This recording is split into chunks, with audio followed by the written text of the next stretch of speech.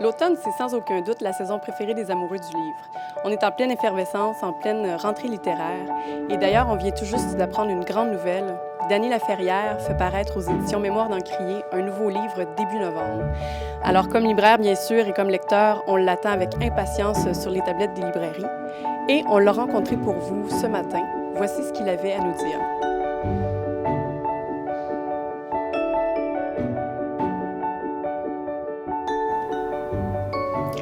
Monsieur Laferrière, j'ai appris tout récemment que vous alliez faire paraître un nouveau livre début novembre. Oui, absolument, absolument. C'est tout chaud. On est très heureux de l'apprendre. De quoi va-t-il parler, ce nouveau livre-là? Bon, c'est un livre que j'ai écrit il y a quelques années.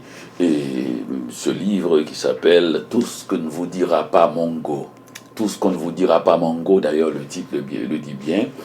C'est un jeune homme qui vient du Cameroun, que le narrateur a croisé dans la rue, sur la rue Saint-Denis à Montréal, et qui lui demande quelques conseils, quelques trucs pour mieux vivre dans son nouveau pays, littéralement. Parce qu'il entend vivre au Québec. Alors il veut savoir des petites choses ordinaires, de la vie quotidienne.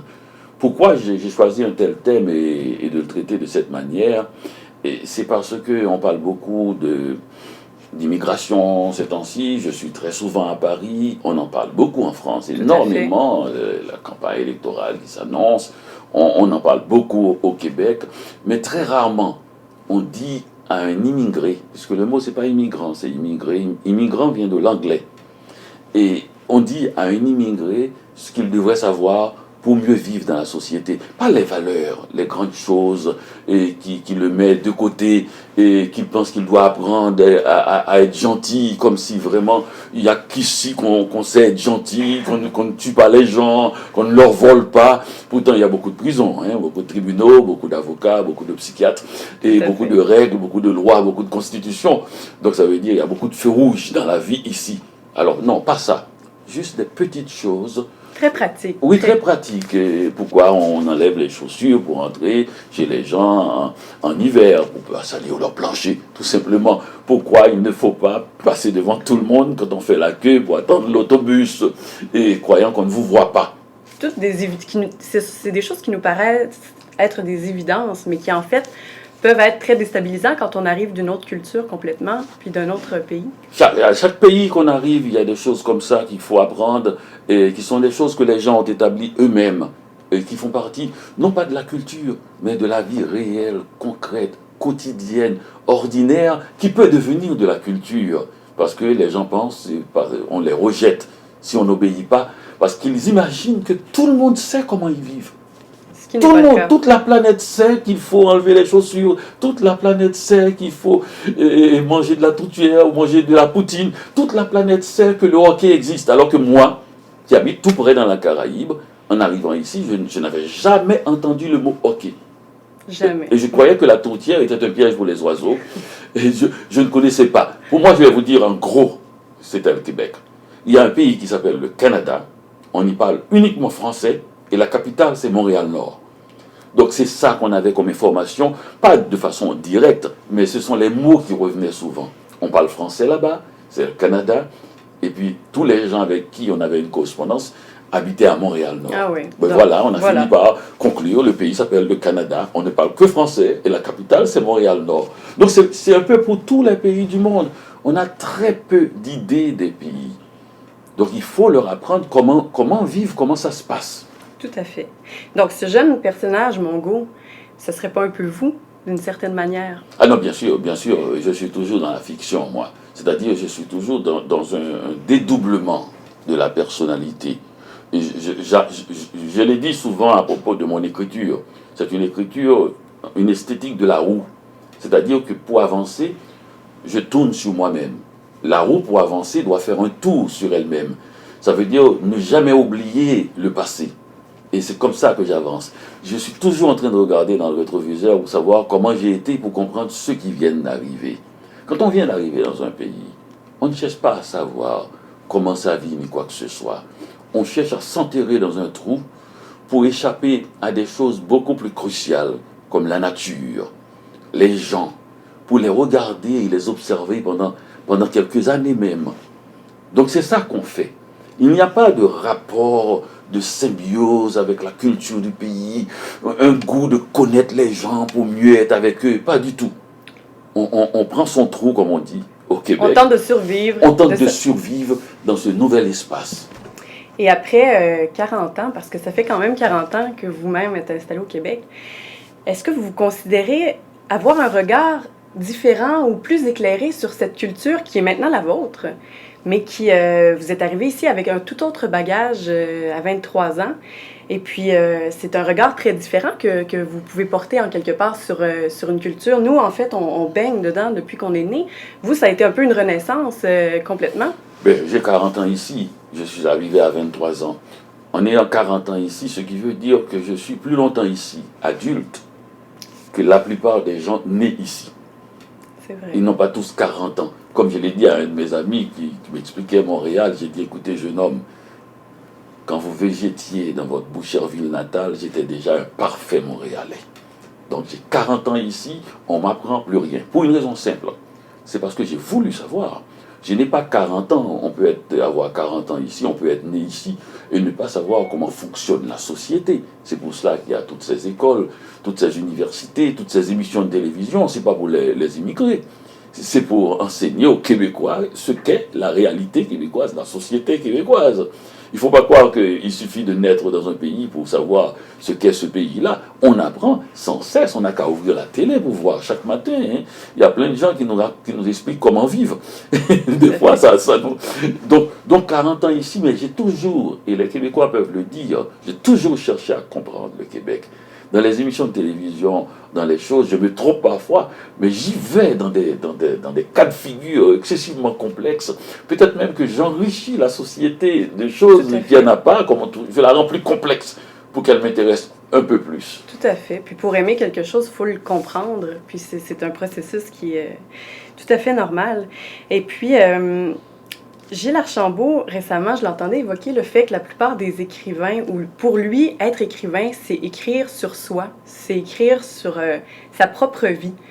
Donc, nous, on sent en fait, j'ai l'impression, une volonté de transmettre quelque chose qui fait partie de vous, de votre vécu. Vous devez être un peu d'accord avec cette conception-là, le fait que l'écrivain, en fait, parle de soi d'abord et avant tout, je ne sais pas. Mais je ne sais pas, vous savez comment c'est cette histoire-là. Si on savait très précisément, il n'y aurait plus de livres. On aurait conclu l'affaire. Et on ne sait pas. Et certains disent que j'aime raconter des histoires qui ne me concernent pas, qui sont loin de moi. Et j'ai lu que Yann Martel disait ça dans un journal. Et que je ne fais pas de choses autobiographiques, le monde est si vaste. D'autres disent que connaître toi-même, ou l'homme à la mesure de toute chose, si je me connais bien, je connais le monde, puisqu'il y a une part de valeur partagée avec le monde. Mais en fait, on ne sait pas, parce que quand on parle de cela, on parle d'idéologie. On ne parle pas encore de la chose même, de la fibre, de la matrice de cette affaire qui s'appelle l'écriture. Il ne suffit pas d'avoir une histoire, il ne suffit pas d'une volonté de transmettre pour transmettre vraiment. Ce qu'on transmet, c'est souvent un style, c'est-à-dire la manière d'être au monde.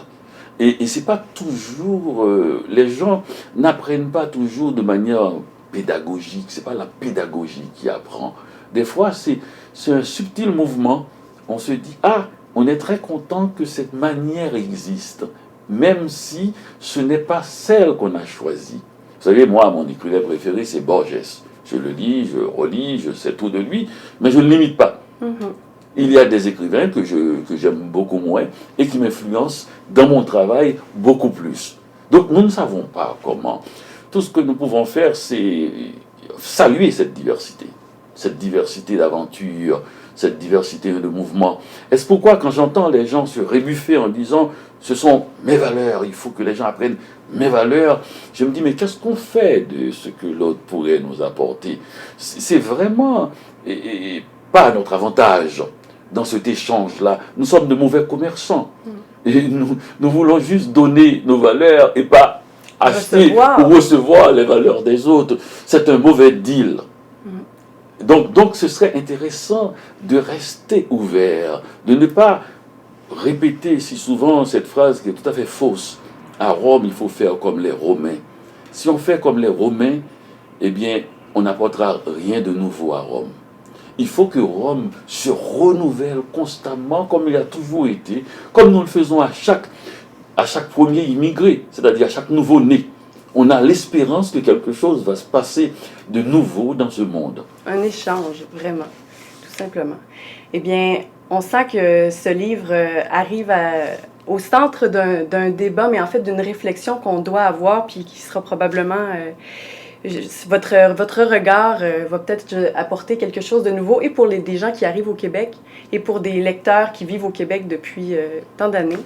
Puis, oui, bien sûr, qui sont nés au Québec. Oui. Parce que comme je l'ai dit tout à l'heure, les gens se disent, ah, ça c'est pour les immigrés qui ne nous connaissent pas.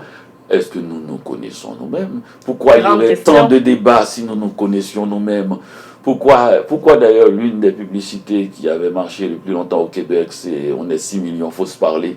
Pourquoi le triomphe de la communication à ce point, si nous nous connaissions nous-mêmes, nous pourrions nous communiquer par signes, par non-dit, et nous ne le faisons pas. Au contraire, la chose nouvelle qui est apparue au Québec à mon arrivée dans les années 80, c'était l'homme rose, c'est-à-dire l'homme qui parle, l'homme qui pleure. Et on a pu sortir de l'homme des bois, le bûcheron, qui avait défriché le Québec et qui ne parlait pas, parce qu'on ne parle pas dans la forêt. On a pu sortir de cet homme-là pour en faire un homme rose, un homme qui parle. On lui a demandé sans cesse, les féministes ont demandé, parle, on veut savoir ce que tu as dans le ventre. Arrête ton silence, il est vide ton silence. Et il s'est mis à parler. Pourquoi? Parce que nous ne nous connaissons pas.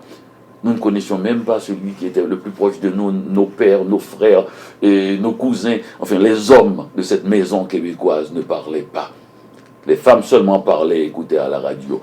Donc ça veut dire que tout le monde a à apprendre de regard sur l'autre. Tout à fait. Eh bien, ce sera un vrai plaisir de recevoir ce livre-là qui sera en librairie début novembre. À temps pour le Salon du Livre, à temps pour les fêtes. Un grand livre, 300 pages à peu près, qu'on m'a dit, qui sera une sorte d'ode au Québec, en quelque sorte, mais... C'est une longue lettre d'amour au Québec, et naturellement une vraie lettre d'amour. C'est une lettre où l'on dit des choses graves aussi, et des choses qu'on n'a pas envie d'entendre aussi. Donc c'est pour définir le Québécois par rapport à la langue. J'ai quand même dit, c'est quelqu'un qui est prêt à mourir pour défendre cette langue qu'il ne cherche pas à bien écrire. Donc l'idéologie a pris un grand pas dans les débats au Québec, dans les discussions. On aimerait bien qu'on aille plutôt dans le tissage de ce pays. C'est-à-dire arrêtons de parler de valeurs, c'est vague. Ça passe au-dessus de la tête des gens. Tout le monde a des valeurs. Ce serait intéressant de se les partager. Ça ne veut rien dire. C'est mettre un prix sur les choses, une valeur. Alors que ma mère m'a toujours dit, il ne faut pas laisser l'étiquette sur le cadeau. Ne laissons pas les valeurs sur notre vie. Vivons, c'est-à-dire aller dans l'ordinaire des choses, aller voir comment notre quotidien se fait. Vous savez, moi je voyage beaucoup, beaucoup. Et à chaque fois que je vais dans un pays, ce qui m'intéresse, c'est de savoir comment il est pareil à moi. Chaque fois que je vais dans un pays, je cherche à faire une photographie pour savoir comment les gens mettent leur corde à linge. Est-ce qu'ils le font comme chez moi, c'est-à-dire dans les ruelles en arrière? Est-ce qu'ils le font comme ça au Japon? Est-ce qu'ils le font? Comment ils étendent leur linge? Et c'est plus intéressant pour moi que de voir comment je suis différent des autres. Plutôt de chercher à vous identifier. Oui, vraiment. Je trouve ça plus miraculeux. Oui. Que quelqu'un soit différent de moi, c'est la chose la plus banale qui soit. Mais que quelqu'un me rejoigne sur un point alors que nous habitons à des points éloignés du monde, quel miracle, quel intérêt, qu'est-ce que c'est que cette histoire? C'est ça qui m'intéresse.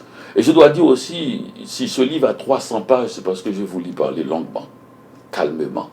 Et si jamais vous lisez le livre et qu'il y a des choses avec quoi vous n'êtes pas d'accord, sachez que c'est normal, parce que ce n'est pas bien d'être d'accord avec soi-même sur tout.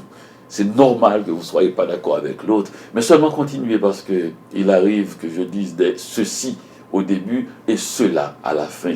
C'est ma vision du monde. C'est toujours cette vision un peu de buffet chinois.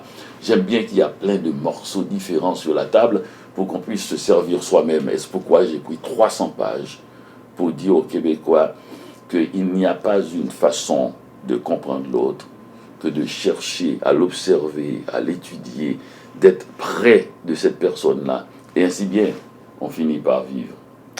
Monsieur Laferrière, c'est toujours un immense plaisir de vous entendre. Alors, votre livre sera publié aux éditions Mémoire d'Encrier. On l'attend avec beaucoup d'impatience. Je vous remercie beaucoup. Et moi, j'attends ces lecteurs et j'attends aussi d'en discuter au coin de la rue. Je crois que c'est un débat d'abord intime. On lit un livre. J'ai voulu additionner quelque chose à ce que nous savons de nous-mêmes. Merci. Merci.